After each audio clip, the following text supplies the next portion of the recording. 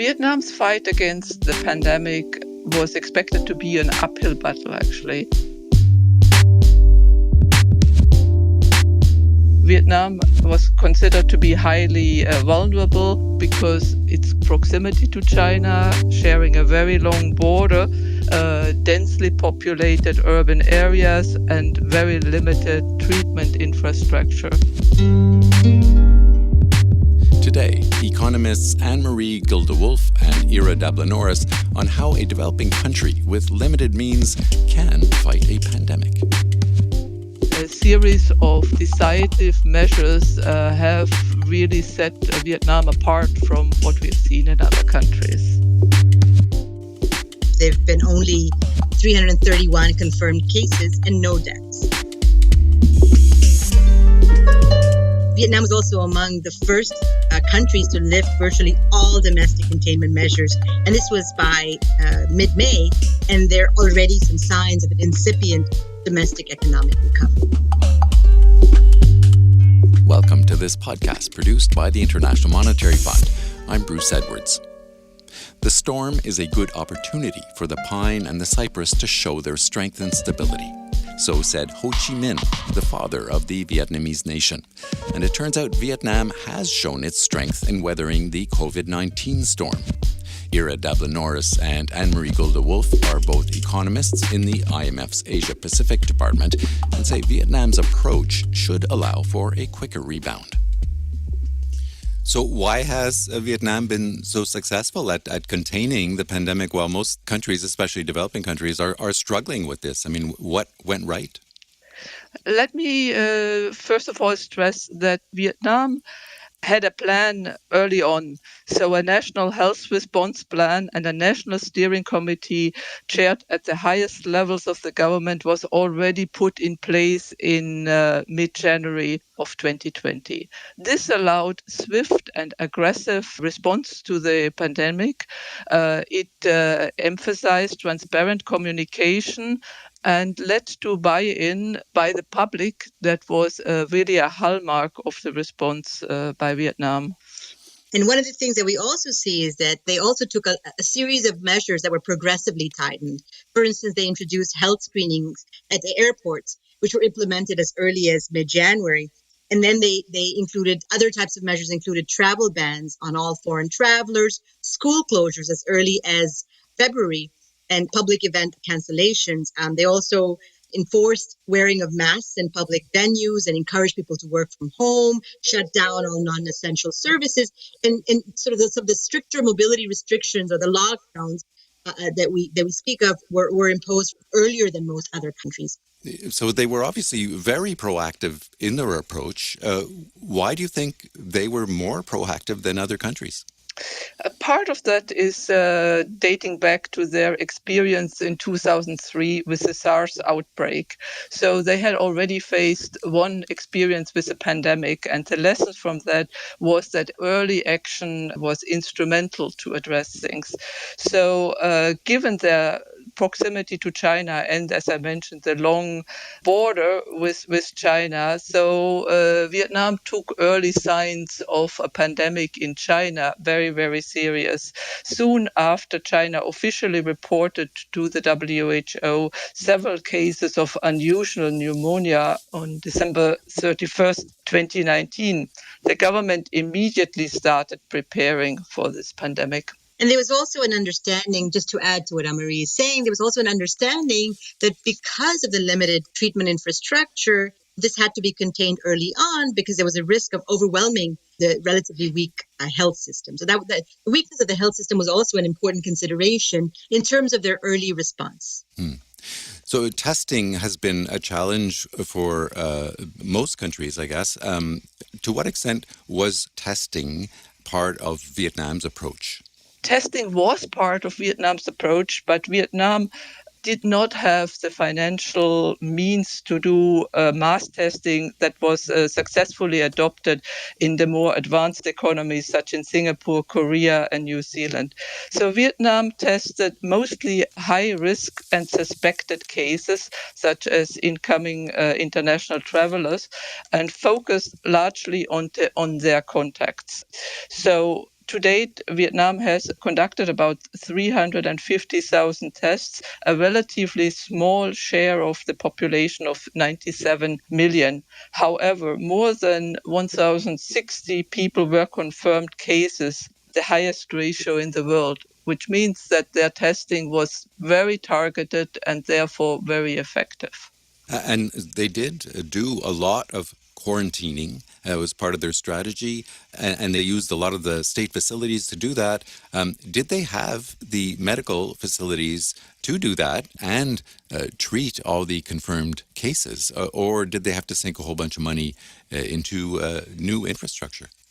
You're right, Bruce, in that a key component of the containment strategy, as Anne-Marie said, involved extensive contact tracing, isolating suspected cases, and quarantining. And this is actually much more aggressive than many other countries. So what Vietnam did is that, groups of people who lived near confirmed cases, sometimes it was an entire street or an entire village, they were swiftly tested and they were isolated. And this helped limit community transmission. Another key aspect was that suspected cases and their contacts were quarantined away from their families, or they were asked to self-isolate. So nearly to date, about 450,000 people have been quarantined, and this was either at hospitals or state-run military facilities or other types of public facilities.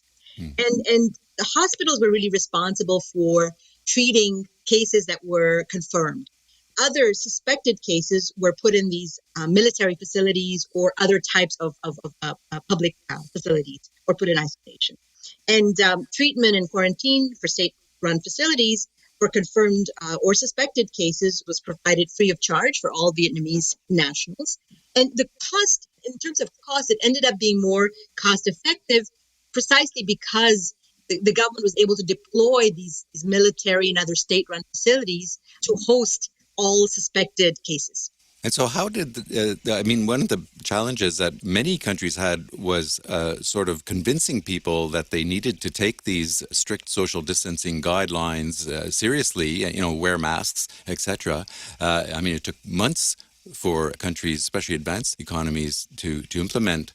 How did they convince Vietnamese people that this social distancing was super important very early on? Yeah, Bruce, that's a challenge everywhere. But the Vietnamese government had as we emphasized before, a well-coordinated and well-designed plan, and communication was a key element in that plan.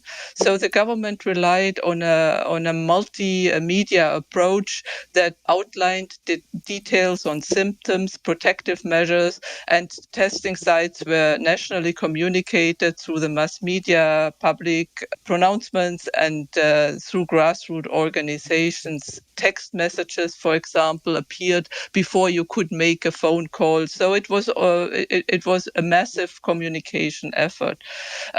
This helped to build both trust and buy-in into social distancing measures, and also supported lockdown and other measures that might be coming across as more harsh, but there was trust in what was being proposed. And so, Ira, you touched upon this a little earlier in terms of, Vietnam's budget and how it might have been affected by the whole containment strategy. Are they looking at the same issues that many developing countries are having coming out of COVID-19? So, like other developing countries, and I should say that Vietnam's economy has not been entirely spared from the economic ill effects, if you will, of the crisis. Growth has declined from a very robust 7% that was seen in recent years to an estimated 2.7% this year. But the impact on Vietnam's economy, the overall impact of shock so far, is expected to be milder than what we see in most other countries in the region. And this is really largely thanks to the successful containment strategy that was adopted by the government. The fact that the government was able to flatten the curve and open up the economy earlier than most other countries, and as well as the policy measures that have been taken to support both individuals and firms. So as in other countries, we've seen that the fiscal deficit has expanded and debt has increased, but it's well below the government's statutory limit of 65% of GDP. And the public health strategy, as I mentioned, was cost effective. And this is because There was swift containment of the outbreak early on, and this was coupled with the use of existing public and military facilities. The overall budgetary cost of fighting the pandemic is estimated to be around 0.2% of GDP. And the bulk of this was really spent on healthcare equipment and materials for hospitals and treatment, and then the rest on quarantine and containment activities. So it was a much more cost-effective strategy than we've seen elsewhere. That's impressive. So what can we learn, or what should we learn from Vietnam's experience in terms of preparation for crises like these?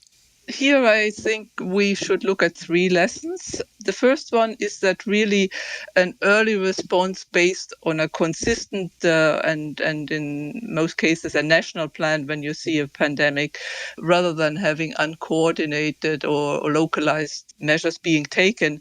The second lesson is that you have to be aggressive from the start. You have to rely on testing, contact tracing, and strict quarantines just to be sure that you treat the symptoms early on. And then the third and really important lesson I would stress is the transparent and consistent communication, both on the disease, prevention of further outbreak, the reasons for testing, where this testing takes place, and to make sure that everybody speaks with one voice to ensure that there is public trust in the message. With these three steps, we believe that Vietnam has shown that even with limited means, you can be successful and you can make a difference from what could have otherwise happened. Yeah, actually, Vietnam even had a very, very catchy hand-washing song. So we have to hear a little bit of that. Indeed. It's something about wash your hands, and don't touch your face, something along those lines. It's a very fun song. And this went viral around the globe. I mean, I think this was also part of communication strategy. Thanks to you both. Thank you, Bruce. Thank you, Bruce.